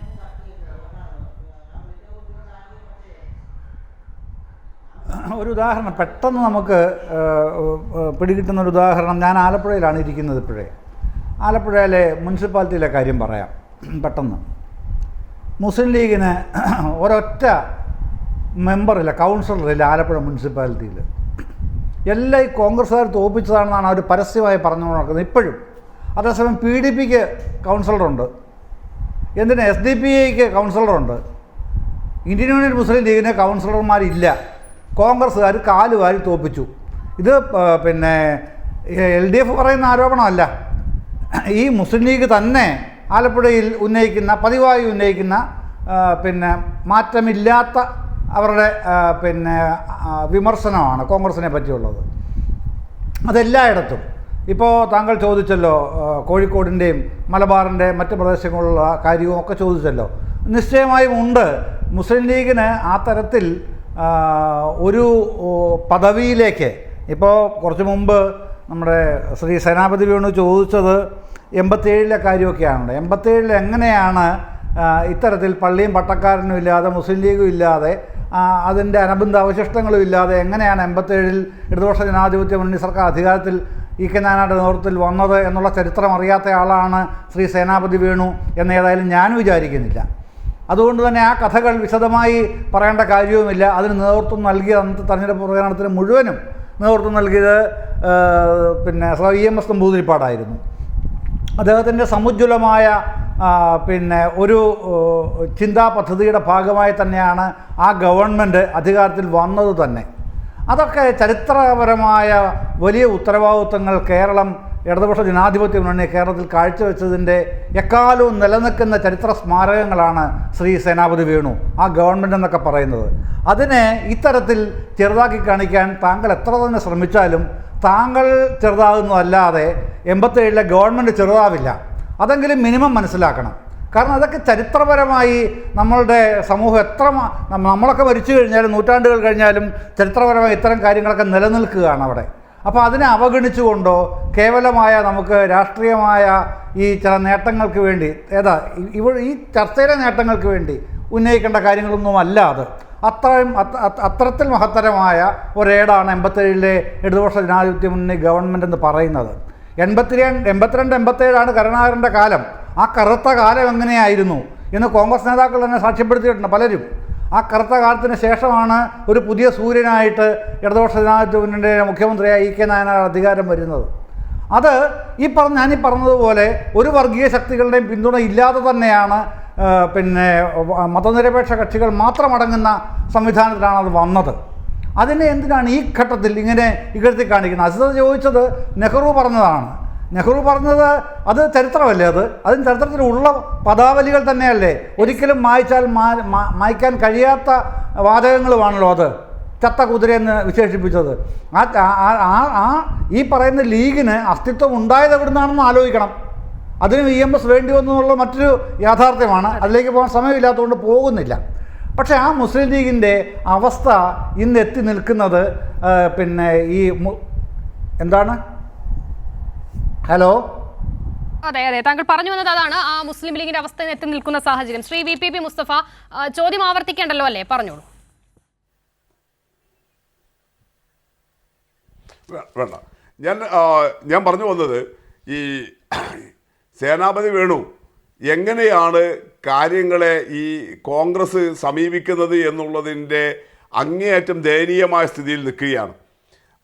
ഈ മുസ്ലിം ലീഗിനെ നിങ്ങളുടെ ഒരു ഘടകകക്ഷിയായി കൂട്ടി മുസ്ലിം ലീഗിനെ നിങ്ങൾ ചേർത്തു പിടിച്ചു. അങ്ങനെ ചേർത്തു പിടിച്ച മുസ്ലിം ലീഗിനോടാണ് നിങ്ങൾ ഈ സമീപനം എടുക്കുന്നത് 60 തൊട്ട്. അതാണ് ഇവിടെ അസിത ചൂണ്ടിക്കാണിച്ചത്. നിങ്ങളുടെ അന്നത്തെ ഏറ്റവും പ്രാമാണികരായ നേതാവ് ജവഹർലാൽ നെഹ്റു ഉൾപ്പെടെ തൊട്ട് ഇന്നോളം നിങ്ങൾ സ്വീകരിക്കുന്ന സമീപനം ഇതാണ്. എന്നാൽ 87-ലെ ഇടതുപക്ഷത്തിൻ്റെ നിലപാട് ഇവിടെ ശ്രീ ജയേന്ദ്രൻ സൂചിപ്പിച്ചു. എന്താ കാര്യം? അത് മുസ്ലിം ലീഗിനെ കണക്ക് ചെയ്തിട്ടാണോ? 80-കളിലല്ലേ സേനാപതി വേണു RSS രാമജന്മഭൂമി പ്രശ്നമുന്നയിച്ചുകൊണ്ട് വർഗീയ തേരോട്ടം ആരംഭിക്കുന്നത്. അങ്ങനെ 80 കാലയളവിൽ അവർ ഈ രാമജന്മഭൂമി പ്രശ്നം വെച്ച് വർഗീയ തേരോട്ടം ആരംഭിച്ച സമയത്താണ് CPIM-ൻ്റെ പാർട്ടി കോൺഗ്രസ് വർഗീയ കക്ഷികളുമായിട്ട് ഒരു ധാരണയും ഉണ്ടാകില്ല എന്ന നിലപാടെടുക്കുന്നത്. അത് RSS-നെ ദൂരെ നിർത്താനാണ്, BJP-യെ ദൂരെ നിർത്താനാണ്. ആ കാലത്തെ ഏറ്റവും ശരിയായ നിലപാടായിരുന്നു. എന്നാൽ നിങ്ങളെടുത്ത നിലപാടെന്താ? രാജീവ് ഗാന്ധിയാണെന്ന് പ്രധാനമന്ത്രി. കോൺഗ്രസ് സ്വീകരിച്ച സമീപനം എന്താ? ഒരു കയ്യിൽ രാമജന്മഭൂമി പ്രസ്ഥാനക്കാരായ RSS-നെ കൂടെ കൂട്ടി, എന്നിട്ട് 48-ൽ അടച്ചുപൂട്ടിയ അയോധ്യയിലെ ബാബരി മസ്ജിദ് ഒരു വിഭാഗം ആളുകൾക്ക് മാത്രമായിട്ട് തുറന്നു കൊടുത്തു നിങ്ങൾ, ആരാധനക്കും ശിലാന്യാസത്തിനും വേണ്ടിയിട്ട്. അതിനെ ഇക്വിലിബ്രിയം ചെയ്യാൻ വേണ്ടിയിട്ട്, തുലനം ചെയ്യാൻ വേണ്ടിയിട്ട് മറുഭാഗത്ത് നിങ്ങൾ ഷാബാനു കേസ് വിധിയുടെ സുപ്രീം കോടതി വിധിയെ മറികടക്കാൻ വേണ്ടിയിട്ട് നിങ്ങൾ മറ്റൊരു നിയമനിർമ്മാണവുമായിട്ട് വന്നു. ഇങ്ങനെ 2 വർഗീയ കക്ഷികളെയും 2 കയ്യിലുമെടുത്ത് അമ്മാനമാടുകയല്ലേ 80-ൽ നിങ്ങൾ ചെയ്തത്? അങ്ങനെ താലോലിക്കുകയല്ലേ നിങ്ങൾ ചെയ്തത്? ആ ഘട്ടത്തിലാണ് CPIM ഞങ്ങൾക്കുള്ള ശേഷി വെച്ച് തീരുമാനിക്കുന്നത് ഒരു വർഗീയ ശക്തിയുമായിട്ടും കൂട്ടുകൂടില്ല എന്നുള്ളത്. 80-കൾ തൊട്ട് നിങ്ങൾ സ്വീകരിക്കുന്ന ആ മൃദു ഹിന്ദുത്വ സമീപനം, നിങ്ങൾ സ്വീകരിക്കുന്ന ഈ വർഗീയ നിലപാടുകൾ, അതല്ലേ കേരളത്തിലെ ഇന്ത്യയിലെ മതന്യൂനപക്ഷങ്ങളെയും മതനിരപേക്ഷവാദികളെയും കോൺഗ്രസിൽ നിന്ന് അകറ്റിയിരിക്കുന്നത്. അതല്ലേ നിങ്ങളിപ്പോ ചെന്നുപെട്ട പതനം എന്ന് പറയുന്നത്. മുസ്ലിം ലീഗിന് പോലും മുസ്ലിം സമുദായത്തിൽ സ്വാധീനം കുറയുന്നത് എന്തുകൊണ്ടാണ്? നേരത്തെ മുസ്ലിം ലീഗ് പറയുന്നിടത്ത് കേരളത്തിലെ മഹാഭൂരിപക്ഷം മുസ്ലിങ്ങൾ നിൽക്കുമായിരുന്നു. ഇന്നിപ്പോൾ മലപ്പുറത്തെ മുസ്ലിങ്ങൾ പോലും നിൽക്കുന്നില്ല. ശ്രീ അബ്ദുള്ളയും മറ്റും ഇവിടെ തന്നെ ചൂണ്ടിക്കാണിച്ചല്ലോ, അസിത ചൂണ്ടിക്കാണിച്ചല്ലോ. എന്താണ് ലീഗിനോടൊപ്പം ഉണ്ടായിരുന്ന EK വിഭാഗം സമസ്ത സ്വീകരിക്കുന്ന നിലപാട്, മുജാഹിദ് പ്രസ്ഥാനങ്ങൾ സ്വീകരിക്കുന്ന നിലപാട്? എന്തുകൊണ്ടാണ് അവർക്കെല്ലാം അത്തരമൊരു നിലപാട്? നേരത്തെ ലീഗിനോടൊപ്പം രാഷ്ട്രീയമായിട്ട് കൂറു പുലർത്തിയിരുന്ന ഈ മതസാമുദായിക സംഘടനകൾ, നിങ്ങൾ ഏതെല്ലാം തരത്തിൽ ഈ പറഞ്ഞ 80-കളിൽ CPIM വർഗീയ രാഷ്ട്രീയവുമായിട്ട് കൂട്ടുകൂടില്ല എന്ന് പറഞ്ഞപ്പോൾ 82-87-ലെ കരുണാകരൻ ഗവൺമെന്റിന്റെ കാലത്ത് നിങ്ങൾ സ്വീകരിച്ച സമീപനം എന്താ? കേരളത്തിൽ ഒരു ജാതിയുടെ പേരുള്ള NDP, അതിന് നിങ്ങൾ മന്ത്രിസ്ഥാനം കൊടുത്തു. മറ്റൊരു ജാതിയുടെ പേരുള്ള SRP, ഇതൊന്നും ഒരു വേരോട്ടവുമുള്ള പാർട്ടികളായിരുന്നില്ല. അങ്ങനെ വിവിധ സമുദായങ്ങളുടെ ലേബലിൽ വന്ന പാർട്ടികൾക്ക് പോലും 82-87 കാലത്തെ UDF മന്ത്രിസഭയിൽ പ്രാതിനിധ്യം കൊടുത്ത് നിങ്ങൾ കേരള രാഷ്ട്രീയത്തെ പോലും അങ്ങേയറ്റം സാമുദായിക രാഷ്ട്രീയത്തിലേക്കും ജാതി വർഗീയതയിലേക്കും കൊണ്ടുപോകാൻ ശ്രമിച്ചവരല്ലേ? അതൊക്കെയല്ലേ ഇന്ന് കോൺഗ്രസ് ചെന്നുപെട്ടിട്ടുള്ള പ്രശ്നമെന്ന് പറയുന്നത്. നിങ്ങൾക്ക് സ്വന്തം കാലിൽ നിൽക്കാൻ കഴിയാത്ത അവസ്ഥ വന്നിരിക്കുന്നത് അതുകൊണ്ടല്ലേ? അപ്പോൾ ഇതിനെക്കുറിച്ച് നിങ്ങൾ പറയൂ. കോൺഗ്രസ് വന്നുപെട്ടിട്ടുള്ള ഈ ദുരന്തത്തെ ശരിയായ നിലയിൽ നിങ്ങൾ കാണൂ. ഇങ്ങനെ വർഗീയതയുമായിട്ട് ഒത്തുചേർന്ന് നിങ്ങൾ കളിച്ചിട്ടുള്ള കളി ഇന്നിപ്പോൾ RSS-ന്റെ ഈ ഭീഷണിക്കെതിരെ നിങ്ങൾക്കൊരു വ്യക്തമായ നിലപാടില്ലാത്തത് എങ്ങനെയാണ്? നിങ്ങൾ RSS-നെ എതിരിടാൻ തീരുമാനിച്ചിരിക്കുന്നത് ഫാഷിസത്തെ, തീവ്ര വർഗീയതയെ നിങ്ങൾ മൃദുവർഗീയതയെ കൊണ്ട് നേരിടാനല്ലേ ശ്രമിക്കുന്നത്. നിങ്ങൾ അതിന് പകരം സെക്യുലർ പോളിസി അല്ലല്ലോ മുന്നോട്ട് വെക്കുന്നത്.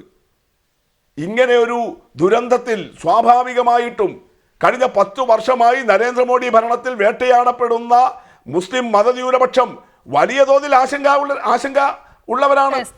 അത് കായികമായ ആക്രമണങ്ങളുണ്ട്, പാർലമെന്റിൽ വന്ന നിയമനിർമ്മാണങ്ങളുണ്ട്, അവരുടെ പോളിസികളുണ്ട്. ഇതിലെല്ലാം CPIM എടുത്ത നിലപാടും നിങ്ങളെടുത്ത നിലപാടും കേരളത്തിൽ പോലും കാണുകയല്ലേ? തീർച്ചയായും നിങ്ങൾക്ക് BJP-യുടെ ചർച്ച ചെയ്തിട്ടുള്ളതുമാണ്. ശ്രീ O. അബ്ദുള്ള, നോക്കൂ, മലബാറിലെ 8 ലോക്സഭാ മണ്ഡലങ്ങളും അതിലെ 56 നിയമസഭാ മണ്ഡലങ്ങളും എടുത്ത് പരിശോധിക്കുമ്പോൾ 2021 നിയമസഭാ തെരഞ്ഞെടുപ്പിൽ 56-ൽ 15 സീറ്റും ലീഗിനാണ്, 6 മാത്രമാണ് കോൺഗ്രസിന് നേടാനായത്. അപ്പോൾ ലീഗിന്റെ ഗ്രൗണ്ട് സംബന്ധിച്ച തർക്കം ആർക്കും ഇല്ല, ചിലപ്പോൾ കോൺഗ്രസിനുണ്ടാകും അതിനപ്പുറത്തേക്ക്. അപ്പോൾ നിലവിലെ സാഹചര്യത്തിൽ ലീഗ് ഒറ്റയ്ക്ക് മത്സരിച്ചാൽ എന്താകും? ഒറ്റയ്ക്ക് മത്സരിക്കാൻ കഴിയാത്തൊരു രാഷ്ട്രീയ സാഹചര്യം മുസ്ലിം ലീഗിനുണ്ടോ കേരളത്തിൽ?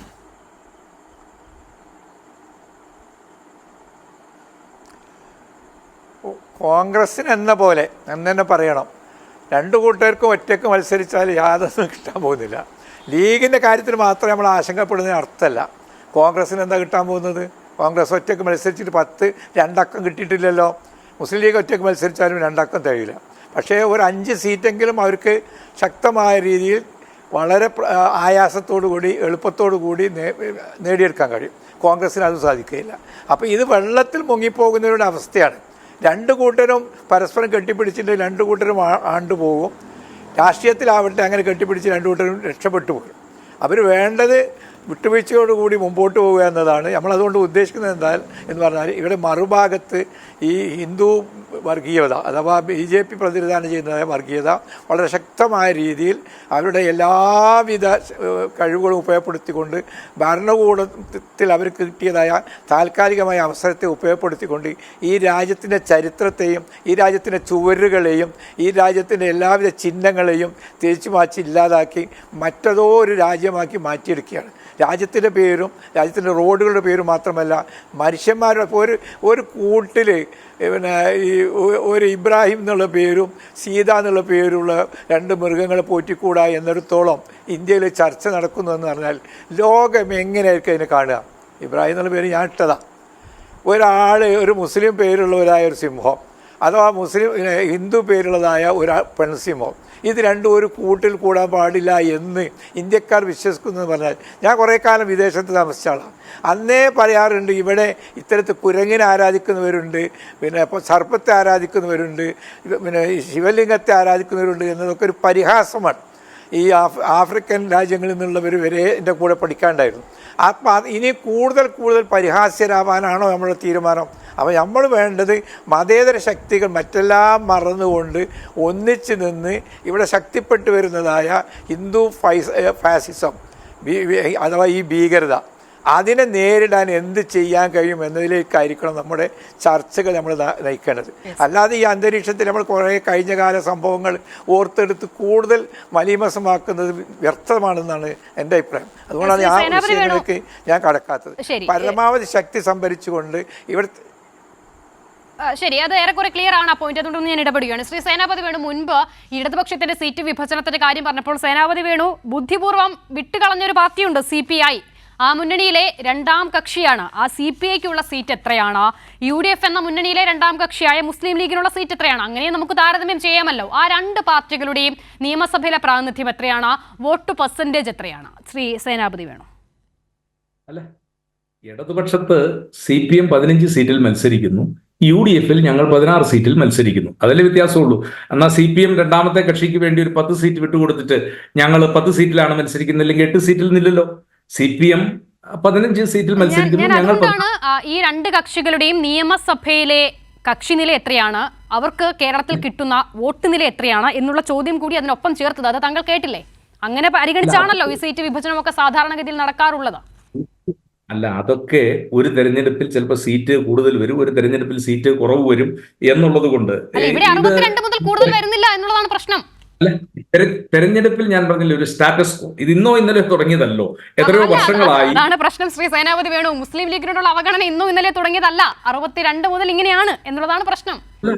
അതെങ്ങനെയാണ് അത് അവഗണനയാകുന്ന? കേരളത്തിൽ 5 മന്ത്രിമാര്, 5ാം മന്ത്രിസ്ഥാനം എന്ന് പറയുന്നൊരു വിവാദം, വലിയ വിവാദം ഉമ്മൻചാണ്ടി ഗവൺമെന്റിന്റെ കാലഘട്ടത്തിൽ ഉണ്ടായതാണ്. എല്ലാ കാലഘട്ടത്തിലും കേരളത്തിലെ എന്താ പറഞ്ഞ ഈ പാർലമെന്ററി രംഗത്തെ പ്രാതിനിധ്യം മുസ്ലിം ലീഗിന് അവർക്ക് അർഹമായ രീതിയിൽ കിട്ടാനുണ്ട്. പിന്നെ ആദ്യം അങ്ങ് ചോദിച്ചൊരു ചോദ്യം, കഴിഞ്ഞ ദിവസത്തെ 10 പഞ്ചായത്ത് തെരഞ്ഞെടുപ്പിൽ 6 മുസ്ലിം ലീഗാണല്ലോ ജയിച്ചതെന്ന് ചോദിച്ചു കഴിഞ്ഞപ്പോൾ സ്വാഭാവികമായിട്ടും ഇത് കേൾക്കുന്ന പ്രേക്ഷകന്, കാരണം കൂടുതൽ തെരഞ്ഞെടുപ്പ് ഇത്തവണ നടന്നത് മലബാർ ഭാഗത്താണ്. അതിപ്പോൾ എന്ത് കാരണത്താലാണെന്നുള്ള, കഴിഞ്ഞ പ്രാവശ്യം തിരുവിതാംകൂർ അതായത് ഇങ്ങോട്ട് തെക്കോട്ട് തെരഞ്ഞെടുപ്പ് നടന്നപ്പോൾ ഞങ്ങൾ 17 സീറ്റ് ഇടതുപക്ഷത്തെക്കാൾ 7 സീറ്റ് കൂടുതലും, ഞങ്ങൾ അതിൻ്റെ അകത്ത് കോൺഗ്രസിന് 11 സീറ്റും കിട്ടിയായിരുന്നു ഒരു 3 മാസം മുമ്പ് നടന്ന തെരഞ്ഞെടുപ്പിൽ. ഇപ്പോൾ നടന്ന തെരഞ്ഞെടുപ്പ് കൂടുതൽ നടന്നത് മലബാർ മേഖലയിലായതുകൊണ്ട് മുസ്ലിം ലീഗിന് ശക്തിയുള്ളിടത്ത് അവർക്ക് ആ സീറ്റ് കിട്ടി എന്നതുകൊണ്ട് ഞങ്ങൾ അങ്ങനെ വല്ലാതെ ഇല്ലാതായെന്നുള്ളതല്ല. 10 സീറ്റ് ഇടതുപക്ഷത്തിന് കിട്ടിയപ്പോൾ ഞങ്ങളും 10 സീറ്റിൽ ജയിച്ചു, BJP 3 സീറ്റിൽ ജയിച്ചു. പിന്നെ ഞങ്ങളുടെ കയ്യിലുണ്ടായിരുന്ന ചില സീറ്റുകൾ തോറ്റു എന്നുള്ളത് ശരിയാണ്. ആ കാര്യത്തെ ഞങ്ങൾ അംഗീകരിക്കുന്നു, അതിനെക്കുറിച്ച് ഞങ്ങൾ പഠനം നടത്തും എന്നും പറഞ്ഞിരിക്കുന്നു. അപ്പൊ ഇപ്പം നമ്മളുടെ ഒരു ചർച്ച എന്ന് പറയുന്നത് മുസ്ലിം ലീഗിനെ തഴയുന്നു, അല്ലെങ്കിൽ മുസ്ലിം ലീഗിനെ ഏതെങ്കിലും രീതിയിൽ ഇല്ലായ്മ ചെയ്യാനുള്ള ശ്രമം നടക്കുന്നു, ഒന്നുമില്ല, ഒരിക്കലുമില്ല. പാർലമെന്റ് തെരഞ്ഞെടുപ്പിനെ സംബന്ധിച്ച് അതിന്റെ ഒരു പാറ്റേൺ അത് മുമ്പ് മുതൽ ഈ പാറ്റേണിൽ നടന്നു വരുന്നു, ആ പാറ്റേണിൽ തന്നെ. ഇനി വേറൊരു കാര്യം കൂടെ, ഇപ്പോൾ VPP സൂചിപ്പിച്ച ഒരു കാര്യം, ഞങ്ങൾ ഈ വർഗീയ കക്ഷികളെ ആരെയൊക്കെ കൂട്ടുപിടിച്ചിരിക്കുന്നു, പള്ളിയെ തള്ളി പറയണമെന്ന് ജോസഫ് ഗ്രൂപ്പിനോട് പറഞ്ഞത് സഖാവ് EM ശങ്കരൻ നമ്പൂതിരിപ്പാടാ. ആ ജോസഫ് ഗ്രൂപ്പ് ഇല്ലെങ്കിലും കേരള കോൺഗ്രസ് അപ്പുറത്തിലുണ്ട്. ഈ INL എന്ന് പറയുന്ന ലീഗ് എങ്ങനെയാ രൂപം കൊണ്ടത്? മുസ്ലിം ലീഗിലെ അന്നത്തെ എന്താ പറഞ്ഞ തീവ്ര നിലപാട് പോരാ എന്നതുകൊണ്ടാണല്ലോ INL രൂപം കൊണ്ടത്. എനിക്കിന്ന് വളരെ തമാശ തോന്നിയത് കാസിം ഇരിക്കൂറിന്റെ ഒരു പ്രസ്താവനയാണ്. മുസ്ലിം ലീഗ് ഇടതു മുന്നണി വിടണം. 28 കൊല്ലക്കാലം ഇടതുപക്ഷ മുന്നണിയുടെ വാതിക്കൽ നിന്നിട്ട് അകത്ത് കയറാൻ പറ്റാതെ നിന്ന്, ഈ കൊല്ലമാണല്ലോ അവരെ ഒരു ഘടകകക്ഷിയായിട്ട് ഈ വർഷമാണല്ലോ അംഗീകരിക്കുന്നത്, 92-ലെ ബാബറി മസ്ജിദ് തകർച്ചയ്ക്ക് ശേഷം. അതിന്റെ നേതാവ് കാസിം ഇരിക്കൂർ പറയുകയാണ് മുസ്ലിം ലീഗ് UDF വിട്ട് ഇടതുപക്ഷത്തേക്ക് ചേരണം. അപ്പോ നമുക്കിതൊക്കെ ആഗ്രഹിക്കാം.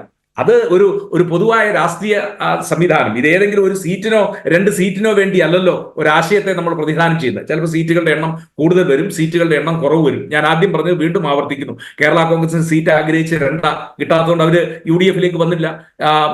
എന്താ പറഞ്ഞ ലോക്ദൾ RJD അവർക്ക് എന്താ പറഞ്ഞ ലോക് താന്ത്രിക് ജനതാദൾ അവർക്ക് ഉദ്ദേശിച്ച പോലെ അവർക്ക് സീറ്റ് കിട്ടിയില്ല. അവർ ഇടതുപക്ഷത്തെ ഉപേക്ഷിച്ചുകൊണ്ട് അപ്പോഴേ UDF വന്നു. അത് ഒരു തെരഞ്ഞെടുപ്പിൽ ഇങ്ങനെ ഒരു സീറ്റ് ആവശ്യം ഒരു രാഷ്ട്രീയ കക്ഷി മുന്നിലേക്ക് വെക്കുമ്പോൾ, ഇപ്പോൾ മുസ്ലിം ലീഗിനെ സംബന്ധിച്ചിടത്തോളം ഇവിടെ ആവർത്തിച്ച് പറഞ്ഞതുപോലെ പലയിടത്തെയും ഈ തദ്ദേശ തെരഞ്ഞെടുപ്പിന്റെ അടക്കം റിസൾട്ടിങ്ങിനെ ആവർത്തിക്കേണ്ടി വരുന്നത് മുസ്ലിം ലീഗിന്റെ പ്രാതിനിധ്യം എത്രമാത്രം ഉണ്ട് എന്ന് പറയാനാ. ഈ കാസർഗോഡ് എന്താണ് സ്ഥിതി? കാസർഗോഡ് ജില്ലയിൽ എന്താണ് ശ്രീ സേനാപതി വേണു സ്ഥിതി? കോൺഗ്രസിനേക്കാളും വലിയ കക്ഷി അവിടെ മുസ്ലിം ലീഗ് ആണ് എന്നുള്ളത് മഞ്ചേരിയിലെ ഒരു തോൽവി മറികടന്നാൽ, അല്ലെങ്കിൽ അത് മാറ്റിവെച്ചാൽ തുടർച്ചയായി മുസ്ലിം ലീഗിന് അവിടെ പ്രാതിനിധ്യം ഉണ്ട് എന്നുള്ളത് വ്യക്തമല്ല. അങ്ങനെ പലയിടത്തും കോൺഗ്രസിനെ ജയിപ്പിക്കുന്ന കക്ഷിയായി മുസ്ലിം ലീഗ് നിൽക്കുന്നു എന്നുള്ളിടത്താണ് 62 മുതൽ അവർ ഉന്നയിക്കുന്ന ആവശ്യത്തിന് ഇപ്പോൾ 2024 എത്തുമ്പോൾ അല്പം കൂടി ഗൗരവ സ്വഭാവമുണ്ടല്ലോ എന്ന് നമ്മൾക്ക് കരുതേണ്ടി വരുന്നത്. ഇപ്പോൾ താങ്കൾ പറയുന്ന ഒരു രാഷ്ട്രീയ കക്ഷികളുടെയും ആവശ്യം ഒരു മാധ്യമങ്ങളും ചർച്ച ചെയ്യുന്നില്ല, പക്ഷേ മുസ്ലിം ലീഗിന്റെ ആവശ്യം എല്ലാ മാധ്യമങ്ങളും ചർച്ച ചെയ്യുന്നു. അതെന്തുകൊണ്ടാണ്? എല്ലാ മാധ്യമങ്ങളും ചർച്ച ചെയ്യുന്നില്ല. ഈ എന്താ പറഞ്ഞ ഒരു കോൺഗ്രസ് വിരുദ്ധ നിലപാട് സ്വീകരിക്കുന്ന ആളുകൾ എന്ന് പറഞ്ഞാൽ, അങ്ങനെയെങ്കിൽ കേരളത്തിലെ എല്ലാ മാധ്യമങ്ങളും കോൺഗ്രസ് വിരുദ്ധരാണെന്ന് പറയേണ്ടി വരുമല്ലോ ശ്രീ സേനാപതി വേണു. കഴിഞ്ഞ ദിവസം ഞാൻ പറഞ്ഞില്ലല്ലോ. അല്ല, ഞാൻ ഇതിനെ വല്ലാതെ ചർച്ച ചെയ്യുന്നവർ ആര് എന്ന് ചോദിച്ചു കഴിഞ്ഞാൽ അതിൻ്റെ അകത്ത് വേറെ അർദ്ധശങ്കയ്ക്ക് ഇടയില്ലാതെ ഞങ്ങൾക്ക് പറയാൻ കഴിയും. UDF തകരണം എന്ന് ആഗ്രഹിക്കുന്ന ആളുകൾ, അല്ലെങ്കിൽ കോൺഗ്രസും മുസ്ലിം ലീഗും നശിക്കണം എന്ന് ആഗ്രഹിക്കുന്ന ആളുകൾ, അവരാണ് ഈ ചർച്ചയെ. ശരി, അങ്ങനെയെങ്കിൽ കേരളത്തിലെ എല്ലാ മാധ്യമങ്ങളും, ഇപ്പോൾ കോൺഗ്രസിന് വേണ്ടി സംസാരിക്കുന്ന മാധ്യമങ്ങളല്ലാത്ത എല്ലാവരും കോൺഗ്രസ് വിരുദ്ധരാണ് എന്നുകൂടി പറയേണ്ടി വരും. കാരണം കഴിഞ്ഞ എത്രയോ ദിവസങ്ങളിലായി കേരളത്തിലെ സജീവ ചർച്ചയായി ഈ എഡിറ്റോറിയൽ ചർച്ചയടക്കം ഈ വിഷയം നിൽക്കുന്നുണ്ട്. ഒരു പക്ഷേ താങ്കൾ ശ്രദ്ധിച്ചിട്ടുണ്ടാവില്ല, അതുകൊണ്ടാകാം. ശ്രീ M ജയചന്ദ്രൻ, നോക്കൂ, ഇന്നിപ്പോൾ PK കുഞ്ഞാലിക്കുട്ടിയുടെ പ്രതികരണം അല്പമെങ്കിലും പോസിറ്റീവായിരുന്നു ചർച്ച എന്നുള്ളതാണ്. ഞങ്ങൾ 2 വിഭാഗത്തിനും സംതൃപ്തിയാണ് എന്നുകൂടി പറയുമ്പോൾ രാജ്യസഭാ സീറ്റ് എന്നുള്ള ആവശ്യം അവർ അല്പം കൂടി ഗൗരവത്തോട് ചർച്ച ചെയ്യുന്നത് നമുക്ക് കരുതാം. അങ്ങനെയെങ്കിൽ നോക്കൂ, ഈ അവസാനം വലിയ ബലം പിടുത്തമായിരുന്നു. ഇന്നത്തെ കൂടിക്കാഴ്ചയ്ക്ക് മുൻപും കിട്ടിയേ തീരൂ എന്ന് പറഞ്ഞു പോയിടത്താണ് ചർച്ചയ്ക്ക് ശേഷം ഇങ്ങനെയൊരു അനുനയ സ്വരത്തിലേക്ക് ലീഗ് എത്തുന്നത്. ഒരുപക്ഷെ ഒറ്റയ്ക്ക് മത്സരിച്ചാൽ കാര്യങ്ങൾ അത്ര എളുപ്പമാകില്ല എന്നൊരു തിരിച്ചറിവ് ലീഗിനും ഉണ്ടാകുമോ?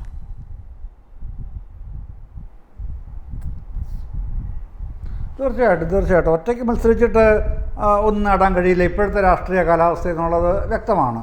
അത് തന്നെയാണ് ശ്രീ അബ്ദുള്ള പറഞ്ഞതും.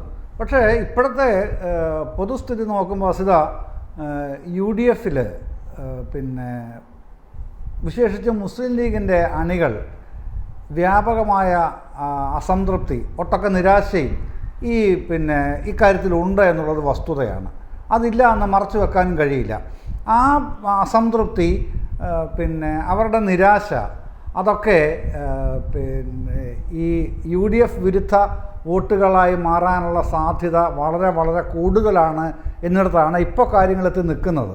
ഇപ്പോൾ ഇത് ചില പിന്നെ നിർബന്ധങ്ങളുടെയും വാശികളുടെയൊക്കെ പേരിൽ മൂന്നാമതൊരു സീറ്റ് കൊടുക്കണ്ട എന്ന നിലപാടിൽ എത്തിച്ചേരാനും അത് ലീഗിനെ കൊണ്ട് അംഗീകരിപ്പിക്കാനും ഒക്കെ കഴിയുകയും രാജ്യസഭാ സീറ്റ് കൊടുത്ത് തൽക്കാലം നിങ്ങളതുകൊണ്ട് അഡ്ജസ്റ്റ് ചെയ്യണം എന്ന് പറഞ്ഞ് ഒതുക്കാനും കഴിയുമായിരിക്കാം. പക്ഷേ ഈ ഒരു ഇലക്ഷൻ്റെ മുഖത്തേക്ക് വരുമ്പോൾ പിന്നെ തീർച്ചയായിട്ടും ഞാനീ പറഞ്ഞ അസംതൃപ്തി കൂടുതൽ UDFന് പ്രതികൂലമായി ബാധിക്കാനാണ് ഇപ്പോഴത്തെ സാഹചര്യങ്ങളുടെ ആകത്തുകയിൽ നിന്നുണ്ടാവുന്ന ഒരു ഔട്ട്കം എന്നാണ് ഞാൻ വിചാരിക്കുന്നത്. അത് പിന്നെ കൂടുതൽ കൂടുന്നതല്ലാതെ കുറയാനുള്ള ലക്ഷണങ്ങൾ എന്തെങ്കിലും അത്തരത്തിലുള്ളൊരു നീക്കം നടത്താനായി ലീഗിനോ കോൺഗ്രസ് നേതൃത്വത്തിനോ കഴിയുന്നുമില്ല. മറ്റ് UDFൽ ഒരാൾക്കും അത് സംബന്ധിച്ച ഒരു അഭിപ്രായം പോലും പറയാനുള്ള ത്രാണിയുമില്ല. അതാണ് ഇപ്പോഴത്തെ അവസ്ഥ.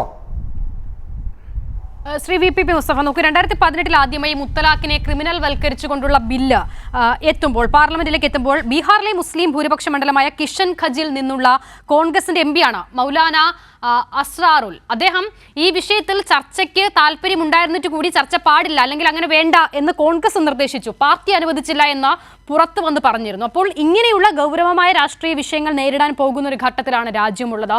അയോധ്യ ഏറെക്കുറെ അജണ്ട പൂർത്തീകരിച്ചെങ്കിലും അതിൻ്റെ ഭാവി എന്ത് എന്നുള്ളത് ഇപ്പോഴും അനിശ്ചിതത്തോടു കൂടി നിൽക്കുന്നു. ഏക സിവിൽ കോഡ്, മുൻപ് ഞാൻ ഇതെല്ലാം കൂടി കോർത്തിണക്കി അദ്ദേഹത്തിന് താങ്കളുടെ ചോദ്യം ചോദിക്കാൻ ശ്രമിച്ചിരുന്നു, അപ്പോഴാണ് അത് മുറിഞ്ഞു പോയത്. പിന്നീടുള്ള താങ്കളുടെ മറുപടിയിൽ അത് പൂർണ്ണമായില്ല എന്ന് തോന്നുന്നു. അങ്ങനെ ഒരു വലിയ പ്രതിസന്ധി രാജ്യം നേരിടുന്ന ഘട്ടത്തിലാണ്. അവിടെ കോൺഗ്രസ് പോയാൽ പോലും എന്താണ് എന്നുള്ളത് കഴിഞ്ഞ തവണ നമ്മൾ കണ്ടതാണ്. അവിടെ ലീഗ് കൂടി ഇല്ലാതായാൽ എന്താകും?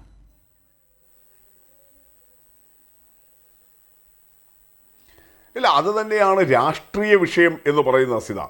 നമ്മൾ കാണേണ്ടത് ഇന്നത്തെ ദേശീയ സാഹചര്യത്തിൽ, പ്രത്യേകിച്ച് RSSനാൽ നിയന്ത്രിക്കപ്പെടുന്ന നരേന്ദ്രമോദിയുടെ ഫാഷിസ്റ്റ് പ്രവണതയുള്ള വാഴ്ചയിൽ രാജ്യത്തെ മതന്യൂനപക്ഷങ്ങളും മതനിരപേക്ഷ സംവിധാനവും, മതന്യൂനപക്ഷങ്ങൾ മാത്രമല്ല ഭൂരിപക്ഷ സമുദായങ്ങളിൽ ഉൾപ്പെടെ വരുന്ന മതനിരപേക്ഷവാദികൾ ഉൾപ്പെടെ നേരിടുന്ന പ്രശ്നങ്ങളുണ്ട്. ആ പ്രശ്നങ്ങളെയാണ് ഗൗരവമായിട്ട് കാണേണ്ടത്. അത് പൗരത്വ ഭേദഗതി നിയമമുണ്ട്, ഏകീകൃത സിവിൽ കോഡ് നിയമമുണ്ട്, മുത്തലാഖ് നിയമമുണ്ട്. നമ്മൾ കാണാറുണ്ട്. ഇപ്പോൾ ആസാമിൽ ദീർഘകാലമായിട്ട് അവിടെ നിലവിലുണ്ടായിരുന്ന മുസ്ലിം വിവാഹമോചന നിയമം റദ്ദാക്കി. കഴിഞ്ഞ ദിവസം മന്ത്രിസഭാ യോഗം ചേർന്ന് എക്സ്ട്രാ ഓർഡിനറി സർക്കാർ ഉത്തരവിലൂടെ അത് ഓർഡിനൻസ് കൊണ്ടുവന്ന് റദ്ദാക്കുകയാണ്. ഇങ്ങനെയെല്ലാം ദേശീയ രാഷ്ട്രീയം കലങ്ങി മറിയുകയാണ്. കോൺഗ്രസിന് എന്തെങ്കിലും നിലപാടുണ്ടോ? കോൺഗ്രസ് വ്യക്തമായിട്ടുള്ളൊരു സമീപനം സ്വീകരിക്കാൻ തയ്യാറാകുന്നുണ്ടോ? നമ്മുടെ മുന്നിൽ ഇത് നിൽക്കുകയല്ലേ. അത് സ്വാഭാവികമായിട്ടും കേരളം ഉൾപ്പെടെയുള്ള മതന്യൂനപക്ഷ സമൂഹത്തെയും മതനിരപേക്ഷവാദികളെയും ആശങ്കാകുലരാക്കുന്നു. ആ ആശങ്ക മുസ്ലിം സമൂഹത്തിൽ വലിയ നിലയിൽ പടർന്നു പിടിച്ചിട്ടുണ്ട്. 90കളിൽ നമുക്കറിയാലോ, ബാബരി മസ്ജിദിൻ്റെ തകർച്ചയെ തുടർന്ന് അങ്ങനെ ഒരു ആശങ്ക പടർന്നു വന്നപ്പോഴാണ് ഈ IS പോലുള്ള ചില പ്രസ്ഥാനങ്ങൾക്ക്, അന്ന് മദനിയുടേതുപോലുള്ള ചില മൂവ്മെൻറ്റുകൾക്ക്, അതിനുശേഷം ഈ നമ്മുടെ ഇപ്പോൾ നിരോധിച്ചിട്ടുള്ള പോപ്പുലർ ഫ്രണ്ട് പോലുള്ള പ്രസ്ഥാനങ്ങൾക്ക് മുസ്ലിം വിഭാഗത്തിനിടയിൽ സ്വാധീനം ഉറപ്പിക്കാൻ വേണ്ടി കഴിഞ്ഞത്. ലീഗിനെ ഇത് നല്ലതുപോലെ അലട്ടുന്നുണ്ട്. കോൺഗ്രസ് എടുക്കുന്ന ഈ സമീപനം, ദേശീയ വിഷയത്തിൽ അവരുടെ നിലപാടില്ലായ്മ, മൃദുഹിന്ദുത്വം, അത് മുസ്ലിം ജനവിഭാഗത്തിൽ ഉയർത്തുന്ന ആശങ്ക, സ്വാഭാവികമായിട്ടും അവരുടെ മാസ് ബേസ് ആയിട്ടുള്ള മുസ്ലിങ്ങൾക്കിടയിൽ ഉയർത്തുന്ന ആശങ്ക ലീഗിന് സ്വാധീനം ദുർബലപ്പെടുത്തുക. ഇപ്പോൾ 2023 കഴിഞ്ഞ വർഷം അവരുടെ മെമ്പർഷിപ്പ് പ്രവർത്തനം നടന്നു. സാദിഖ് അലി തങ്ങൾ അതിൻ്റെ കണക്ക് പുറത്തുവിട്ടു. മലപ്പുറം ജില്ലയിൽ പോലും അവർക്ക് ആകെ മുസ്ലിം ജനസംഖ്യയുടെ 19% മാത്രമേ മെമ്പർമാരായിട്ട് ചേർന്നിട്ടുള്ളൂ. 37-38 ലക്ഷം മുസ്ലിം ജനസംഖ്യയുണ്ട് മലപ്പുറം ജില്ലയിൽ. അതിലാകെ 7 ലക്ഷം ആളുകൾ മാത്രമേ മലപ്പുറത്ത് പോലും, ആണും പെണ്ണും കൂടിയിട്ട്. ഇത്തവണ ലീഗ് സ്ത്രീകൾക്ക് കൂടി മെമ്പർഷിപ്പ് കൊടുത്തു. എന്നിട്ട് പോലും 7 ലക്ഷമേ മെമ്പർഷിപ്പിനെ ചേർക്കാൻ അവർക്ക് കൊണ്ടുവരാൻ വേണ്ടി കഴിഞ്ഞിട്ടുള്ളൂ. ഇത് അവരുടെ മുന്നിലെ യാഥാർത്ഥ്യമായിട്ട് നിൽക്കുകയാണ്. പഴയതുപോലെ മുസ്ലിങ്ങളാകെ ലീഗിൻ്റെ പിന്നിൽ അണിനിരക്കാൻ പോലും തയ്യാറാകുന്നില്ല. അതിനിടയിലാണ് EK വിഭാഗം, സമസ്ത ഉൾപ്പെടെ, മുജാഹിദ് വിഭാഗങ്ങൾ ഉൾപ്പെടെ സ്വീകരിക്കുന്ന സമീപനങ്ങൾ. അവർക്കിടയിൽ ഇടതുപക്ഷത്തിൻ്റെ നിലപാട് സ്വീകാര്യമാവുകയാണ്. ലീഗിൻ്റെയും കോൺഗ്രസിൻ്റെയും നിലപാടില്ലായ്മ അവിടെ നിൽക്കുന്നു എന്ന് മാത്രമല്ല, ഇടതുപക്ഷം ഈ വിഷയങ്ങളിലെല്ലാം സ്വീകരിക്കുന്ന കൃത്യതയാർന്ന പ്രത്യയശാസ്ത്ര ബന്ധിതമായിട്ടുള്ള ആശയവ്യക്തതയുള്ള പ്രചോദിതമായിട്ടുള്ള നിലപാടുകൾ സ്വീകാര്യമായി തീരുകയാണ്. അപ്പോൾ ഇടതുപക്ഷത്തേക്കുള്ള മുസ്ലിങ്ങൾ ഉൾപ്പെടെയുള്ള മതന്യൂനപക്ഷത്തിൻ്റെ ഒഴുക്കിനെ തടയാൻ കൂടിയാണ് ലീഗ് ഈ ശ്രമമെല്ലാം നടത്തിക്കൊണ്ടിരിക്കുന്നത് എന്ന് കൂടി കാണണം. അങ്ങനെ ഒരു പൊളിറ്റിക്സ് കൂടി ഇതിനകത്തുണ്ട്.